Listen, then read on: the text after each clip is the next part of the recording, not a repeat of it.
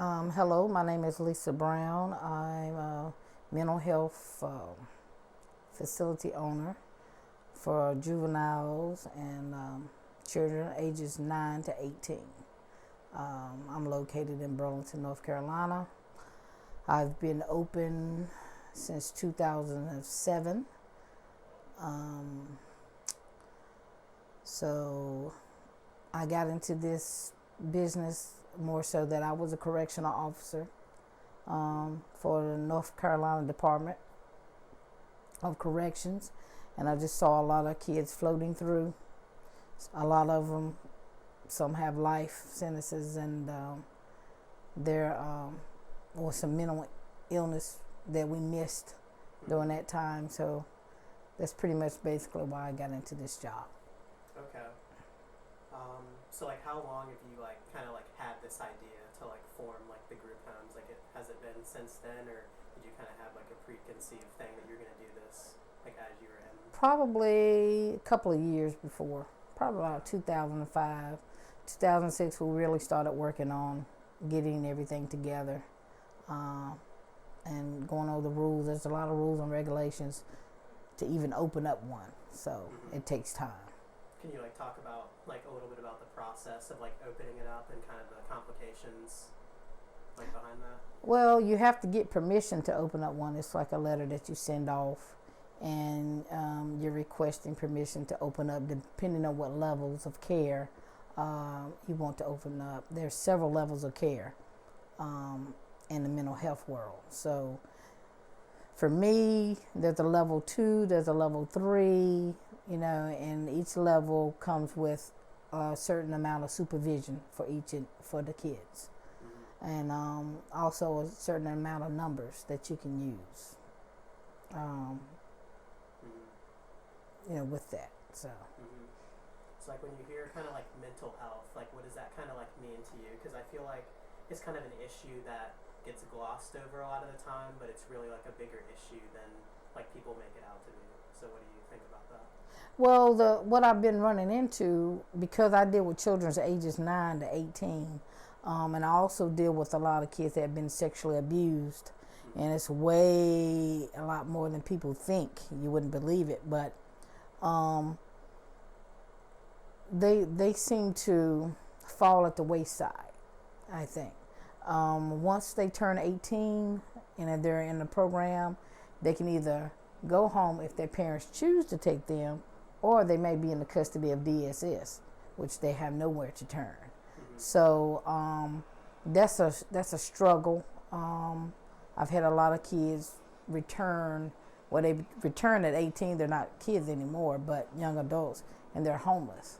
So I'm one that doesn't like to see that, especially when I've dealt with you, for at least a year and know that you can do better. So I think that's the biggest struggle for me, is that these kids are when they're 18, there's nothing, and they end up on the streets. Yeah. Okay, I'm going to stop it there, and then...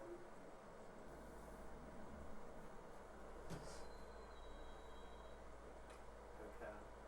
So, was there something that, the kids told you that was, really, something that you had never heard before that, really changed your perspective on, why am I doing this? Or, my motivation for doing this? Is there something, a story that you heard from one of the kids and you're wow, this is why I'm making an impact right now?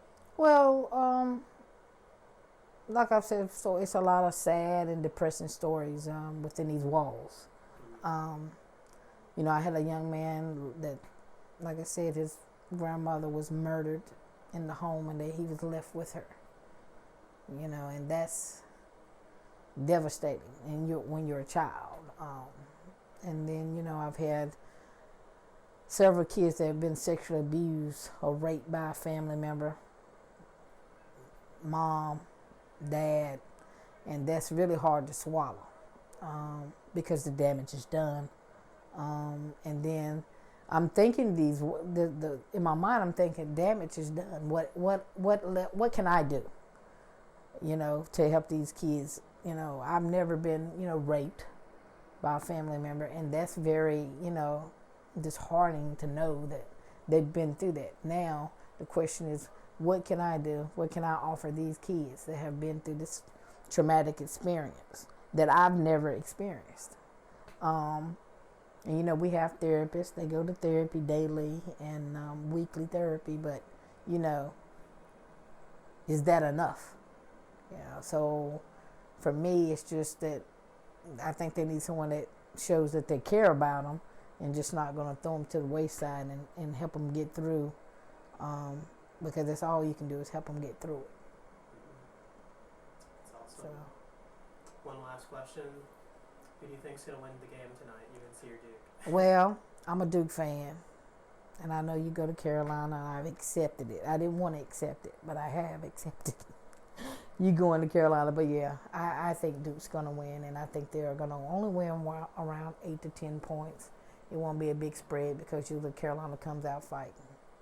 All right. Anything else you want to add, or anything that you think would be really cool? I just think that people need to realize that mental health is real, Mm-hmm. and I think, if we're going to have to come together and find out, some different resources to help these young men get through what they're going through. And hopefully there'll be some changes in government, Mm-hmm. for the resources and the funding.